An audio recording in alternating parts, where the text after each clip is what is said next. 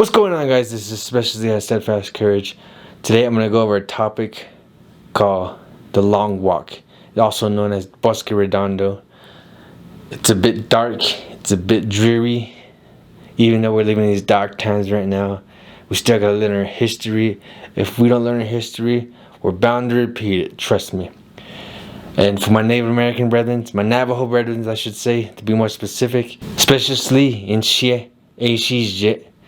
If you know what that is, you give yourself a pat on the back because you're part of the Navajo crowd. Alright. So I want to go over this topic for a while, but I kind of don't like doing these types of videos where I talk about, where I pretty much read off a teleprompter because I'm not very good at it, but let's do this anyways. Fort Sumner was named after a military territorial governor named Edwin Voss Sumner. In 1863, Kit Carson launched a brutal and relentless search and destroy campaign against the Navajo people. Under the command, the U.S. cavalry swept across the Navajo countryside, chopping down fruit trees, destroying crops, butchering sheep. Thousands of Navajos were killed and approximately 8,500 Navajo men, women, and children were captured and forced to walk more than 350 miles in the dead of winter to Fort Sumner, also known as Bosque Redondo Reservation. And of course, this was known as the Long Walk. Fort Sumner, Bosque Redondo, the center of a million-acre reservation known as Bosque Redondo. This site represented one of the most tragic periods in American history. As Spaniards and Mexicans and Americans settled in the territory of New Mexico, they were subject to raids from the Navajo and the Mescalero Apache people who fought, maintained their traditional homelands, and obtained valuable resources from the settlers in efforts to control the raids. The Spanish and the Mexicans and then the Americans fought the Indians.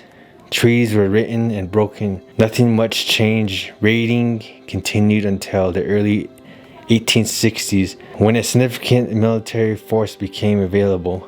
In 1863, when the United States had defeated the invading Confederates in New Mexico, there were large enough military forces available to deal with the Indian problem.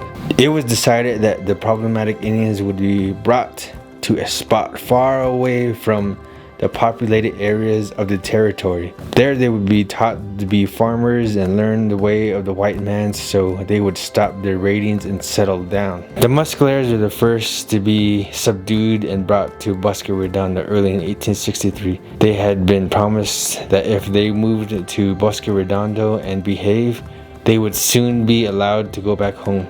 Known by the Navajos as the Long Walk, over 50 different groups were forced to walk the distance of more than 350 miles to a reservation in east central New Mexico. It was an arduous journey and saw them travel 12 to 15 miles a day, often in chilling cold or stifling hot. The Navajos continued to arrive in Bosque Redondo for a period of over about 2 years. At the peak of the winter of 1864, more than 8,500 Navajos and nearly 500 Mescalero Apache peoples were held in Bosque Redondo Indian Reservation. Most of the Mescalero Apaches became disenchanted with life as a farmer and the meager rations that they left in the night during November of 1865 to go home. A small group who could not keep pace with the hasty departure stayed behind to keep campfires going, as the army would not realize that the tribe had left. For the Navajos, another 3 years of crop failures, suffering, and death preceded the arrival of General Sherman and his peace commission to investigate reports of government waste and the mistreatment of the Navajos. He found the reports to be true and began an effective solution. He first offered the Navajo leaders an expense-paid trip to Oklahoma. They turned him down and instead asked to go home. Negotiations with the Indians resulted in the Treaty of 1868.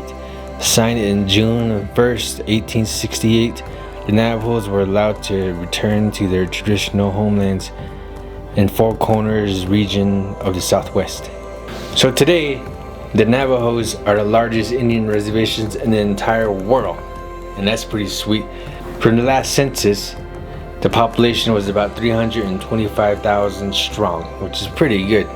The imprisonment of the Native Americans, the Mescalero Apaches, the Navajos, lasted from 1863 to 1868 for 5 years, and it was a very dark part of American history, and hope we do not repeat it.